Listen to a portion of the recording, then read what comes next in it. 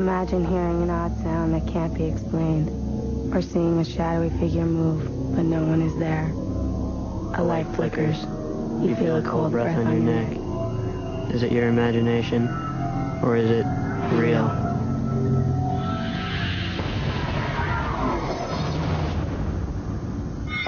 (1885), Evansville, Indiana. Willard Carpenter builds a library and wills his fortune to its upkeep. His daughter Louise is left penniless and very angry. After her death, Louise's spirit claims the library as her own. Now, 2 teens have come looking for her. They're about to learn that you have to be careful what you look for. It just might find you. 1830s, Allison Park, Pennsylvania. A Presbyterian church is built. 140 years later, the old church is renovated and a battle between good and evil is unleashed. Now, a group of curious teens have come to investigate. Will they find a malicious force or a guiding spirit protecting people from harm? These are the real stories of actual encounters with the bizarre and the unknown. These are real, scary stories. Every library has ghost stories on its shelves. But when Zach and Lisa visit Willard Library, they aren't just reading a ghost story. They're trapped in one. My name is Zach, and I'm 17, and I live in Evansville, Indiana. Evansville's a little bit slow for me. It's a good place to raise a family, I think. It's not a good place if you're 17 and looking for excitement. Evansville's very small, but it's a good small. It's the right size. I think everybody in Evansville knows about the ghost at Willard Library to some extent. Everybody knows something. Everybody knows something about the Lady in Gray. I don't believe in ghosts. I kind of have to see it to believe it, or it's not the truth for me. Zach doesn't believe in ghosts, and I do, and that's just the difference of opinions. Tonight, Lisa and I will be going to a haunted library to search for the supposed Lady in Gray. Hopefully we'll see a ghost.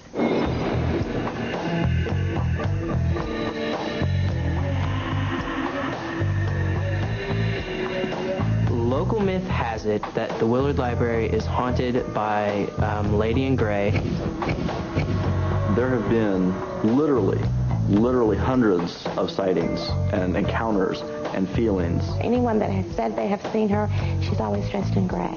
They believe Lady in Gray is Louise Carpenter, the daughter of Willard Carpenter. He was a great philanthropist and did a wonderful thing when he built this library, but he was especially miserly when it concerned his family. When Mr. Carpenter passed away, he left his fortune to support the library. I think she was pretty bitter. Probably died pretty unhappy. I would, at least. The Lady in Gray was first sighted in 1937 by the library janitor.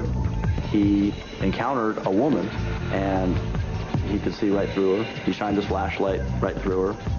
Since I've been here, I've had a few unexplained experiences here at the library, ranging from thinking you hear footsteps when there's nobody else in the room, to strange things happening with the books. Books being rearranged, books jumping off shelves. I was sitting at my desk working, and behind me there's 2 monitors. I saw something on a monitor, and it went from one monitor into the other monitor, and everything else that was in the monitor was really clear. But whatever it was that was moving, you could not see it.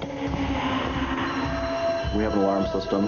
It's the creepiest when there is no apparent reason for the alarm to have gone off. I've made 3, maybe 4 alarms at Willard Library. When you come in at night, it's kind of creepy. You know, everything creaks and groans, and like I say, the Gray Lady, you know, you've got these stories in the back of your mind. I'm not sure if I'm scared, but I'm not sure if I'd want to see her face to face. The last alarm I made with Kim, we never found any apparent cause for the alarm. If I saw a ghost or, you know, Lady in Gray and what have you, it would answer a lot of questions, you know. It would take care of a lot of thinking for me. At least I'd know something was going on when you die. I think that if Zach sees a ghost, he'll believe in him. Zach and I are going to Willard Library and meet Tim Hart. I've investigated the Willard Library 3 times. Every time that I've been here, I get something on the static fields. Something paranormal or anomalous. Lisa's into science, so this might prove her point about the Willard. Hi, I'm Lisa. Hello. Hi, I'm Zach. Nice to meet you. So what are you looking for whenever you measure all this stuff? Fluctuating electromagnetic fields, anomalous phenomena. Investigators use devices to detect unusual changes in static electricity or temperature. They call these changes anomalous phenomena and believe they can indicate the presence of a spirit. But what these devices can't tell you is whether the ghost is good or evil. What you want to do is walk around with this, and if it goes to 7 or above, that's when you might have some kind of anomalous activity. And if you hear that, that means there's something going on, okay? That right there? Yeah. So there's something going on? Well, that's because it's warming up. If it goes above 7 while you're sitting somewhere, definitely take a picture. Okay. Okay? Let's go. You're on your own. Thanks. See you later. Oddly enough, the most sightings or feelings or senses of the ghost presence has actually occurred in the basement area, which is also where the children's department is located. This way. Wait, let me turn this on a little bit, I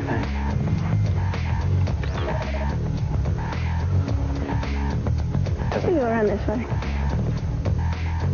I don't know, none of these things are flipping out or anything, so let's see what else we can find.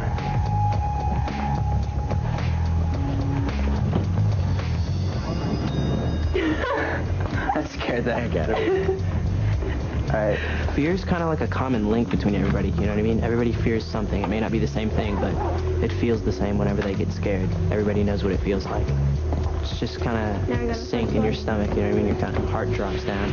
For a split second, you're real frantic. You don't exactly know how to react.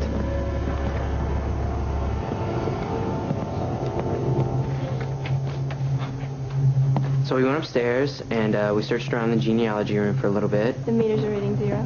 And Lisa and I decided that we were going to split up. You got your walkie-talkie? Right. Got it. All right, just turn it on and yell at me if you need anything. This thing's kind of fun. Take that. I went down to the basement in the children's area. Zach stayed in the genealogy room. According to local legend, the lady in gray is easily angered by those who deny her existence. Zach hopes he can use the legend to draw her out by making her angry. There's nothing in this library. If there were anybody who could make the apparition angry enough to actually manifest itself, that would probably be me. I'm pretty good at making people mad. Susan City. Because her dad was crazy.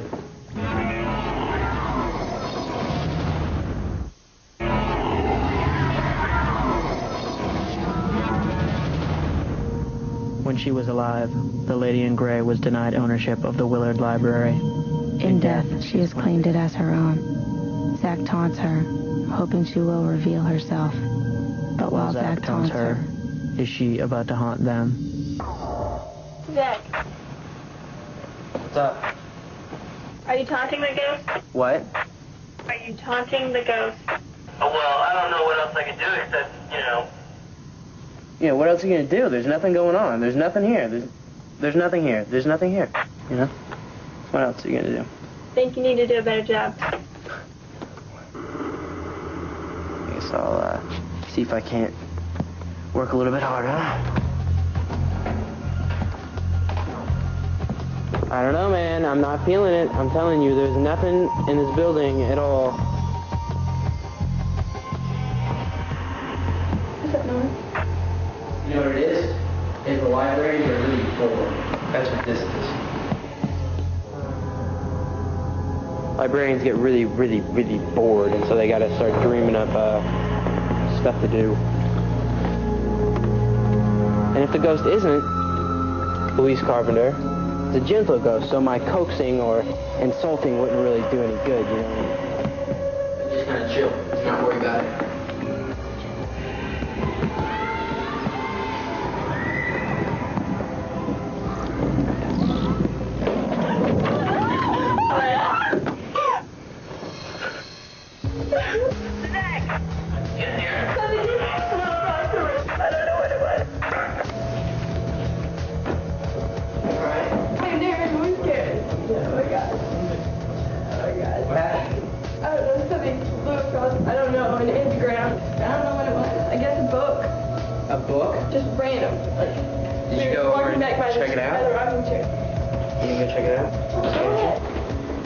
Let's go.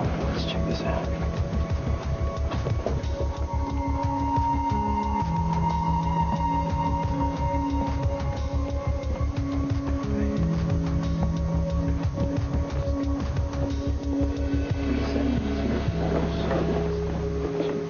I think that's a book. Zach, What? did you find anything? Yeah. Check this out. Where was it at? Well, I don't know how in the world I got on the floor, because it came from right here, and it was about 4 feet away. Are you serious? Well, it was like, you know, it's like, what, 5 feet? But 5 feet, like it didn't just fall. Well, no, this is, McGruffy's Eclectic Reader. You want to look at this book? No. Fine. Will you tell me how old this book is? Nope. So you weren't actually in the peacock room or anything, yeah? So when it started, and I heard something like a chair rocking or something. So let's go over here and see what's going on with this garbage.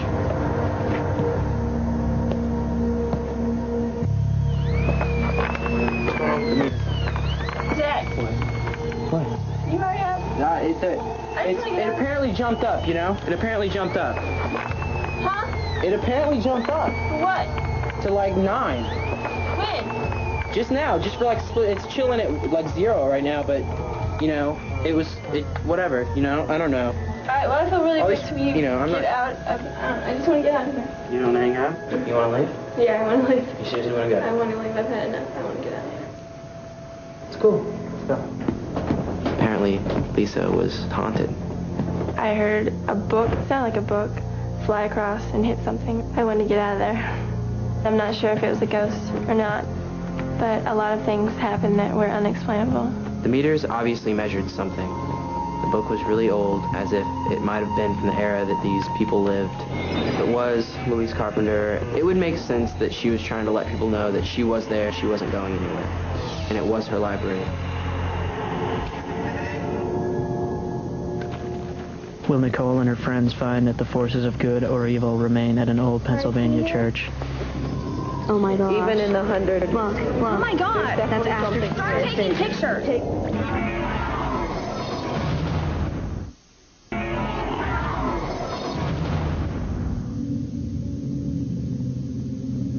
There seem to be many strange forces in conflict at Pennsylvania's Depreciation Lands Museum. So far, the ghost of the Deacon has managed to keep the evil spirits at bay. But when you deal with the restless dead, nothing is certain. When me and some of my friends decided to check out a haunted museum, we had no idea what we were getting into.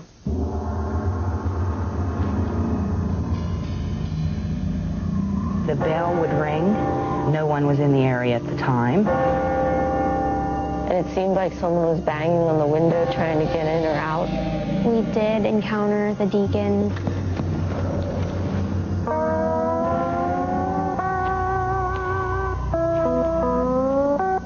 Hi, I'm Nicole, and I'm from Allison Park, which is north of Pittsburgh. Me and all of our friends got really interested in the ghost named Deacon who was living at the Depreciation Lands Museum. The story's told that the Deacon watched over the museum. It's a local mystery if he's real or not, and we wanted to see for ourselves. I thought, well, maybe the Deacon is there, but I still was pretty skeptical. I really believe in spirits and supernatural and paranormal activity. The Depreciation Lands Museum deals with pioneer life in western Pennsylvania in the late 1700s and early 1800s. There was a long and bloody conflict in the area until 1794 when General Mad Anthony Wayne defeated the Indians at the Battle of Fallen Timbers. The church that we turned into the museum used to be located about a mile up the road. The cemetery that is associated with that church is from the 1800s. I heard them talking about a ghost. We have a spirit that we call the Deacon. That supposedly haunted the museum. Tall figure with a dark coat. He apparently was a member of the church. Paranormal investigators had photographed weird things that they found there. Orbs that ghost researchers say were the Deacon. The basic form of spirit energy is the spirit orb, and that is a glowing ball of energy. The larger the ball of energy, the more power it has to transform shape, such as turning into an ectoplasmic mist or trying to take on the shape of their once human form. If these balls of energy have the power to change shapes, what else do they have the power to do? Can they help people, or do they harm people? The only way for Nicole and her friends to find out is to go see the Deacon.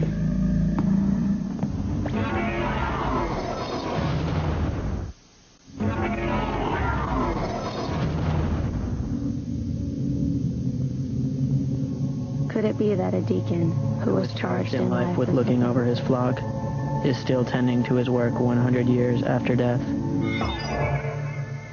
There was a girl, and it was fall, and she was in the cemetery, and she was walking. It was a pretty nice day.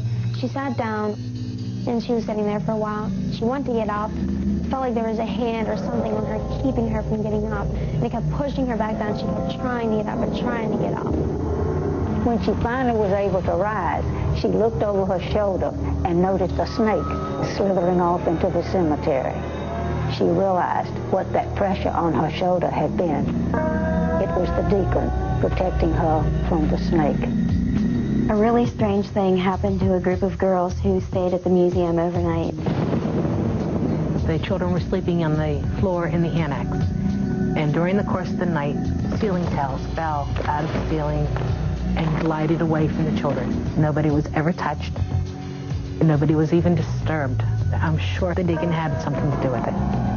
We decided we wanted to find if Deacon was real. We contacted paranormal investigators. They showed us how to use all the equipment. We borrowed a dowsing rod, digital camera, the electromagnetic field detectors, video cameras with night vision. We wanted to start off in the cemetery. And try not to trip over any. We decided to use the dowsing rod, the metal bar. You use it to detect magnetic fields, which are energy sources of spirits. Okay, now it's completely turning. When Maria actually used it, it began to spin, and that's a large sign that there's something there. It's really doing a full turnaround. Doesn't look like there's any activity at all. The four of us decided to separate so that we could cover more ground, and me and Krista went to the barn, and Maria and Fina decided that they were going to the log cabin. Oh my God.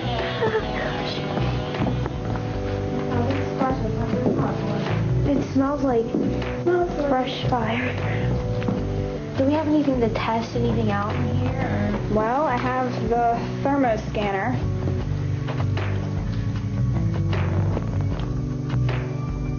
Everything was the same.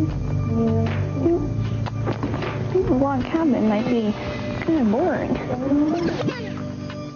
This is the carriage house we're going into. Okay. See if we can see anything.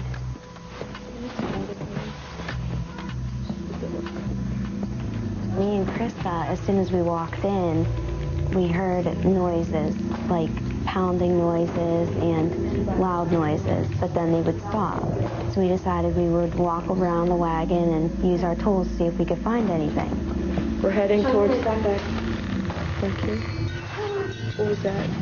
Those bells just rang. Get the reading. And we didn't touch it. There's no reading, but those bells... By the bells. We did not touch the bells, and they just went off. Take a picture of the bell. I didn't get anything. And there was another noise.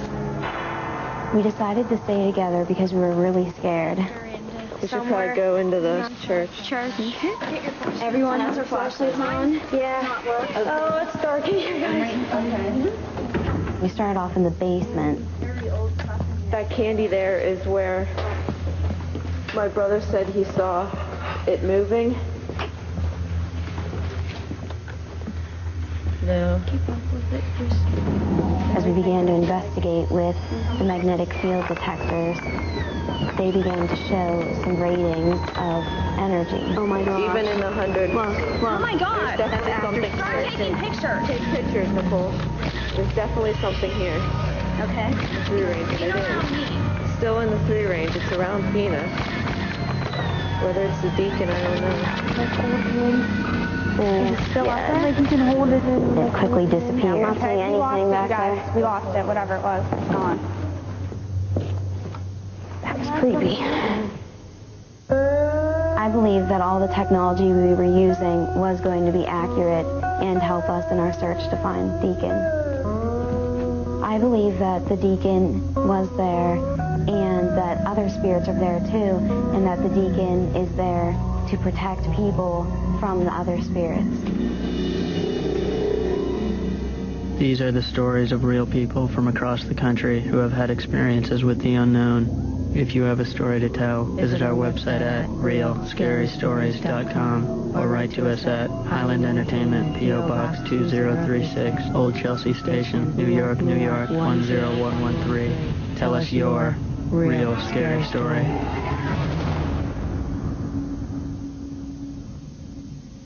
Fox Kids, Fox Kids, Fox Kids, Fox Kids, Fox Kids.